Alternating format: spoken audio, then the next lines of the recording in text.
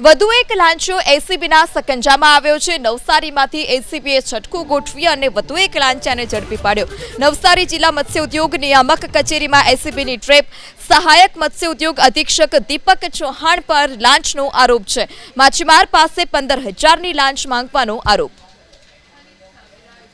તો રાજ્યમાંથી વધુ એક લાંચો હવે એસીબીના સકંજામાં આવ્યો છે। નવસારી જિલ્લા મત્સ્ય ઉદ્યોગ નિયામક કચેરીમાં એસીબીએ ટ્રેપ ગોઠવી હતી। સહાયક મત્સ્ય ઉદ્યોગ અધિક્ષક દીપક ચૌહાણ કે જે લાંચ લેતા રંગે હાથ ઝડપાયો છે। લાંચનો આરોપ છે। માછીમાર પાસેથી 15,000ની લાંચ માંગી હતી। માછીમારે એસીબીનો સંપર્ક કર્યો અને એસીબીએ છટકું ગોઠવી જે આ સહાયક મત્સ્ય ઉદ્યોગ અધિક્ષક છે તેને ઝડપી પાડ્યો।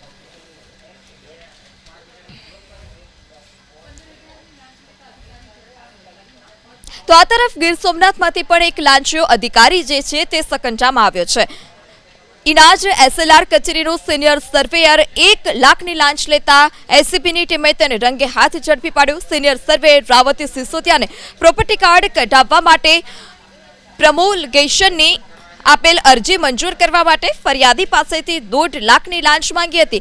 રકઝકના અંતે લાંચિયા સિનિયર સર્વેયરે 1,30,000 રૂપિયાની ડીલ નક્કી કરી અને જેના 1 લાખ રૂપિયા આજે અને બાકીના પછી આપવાનું કહ્યું હતું। ફરિયાદના આધારે એસીબીએ છટકું ગોઠવ્યું હતું અને એસીબીએ છટકું ગોઠવી ઇનાજ એસએલઆર કચેરીમાં 1 લાખની લાંચ લેતા સિનિયર સર્વેયર રાવત સિસોદિયાને રંગે હાથ ઝડપી પાડ્યો।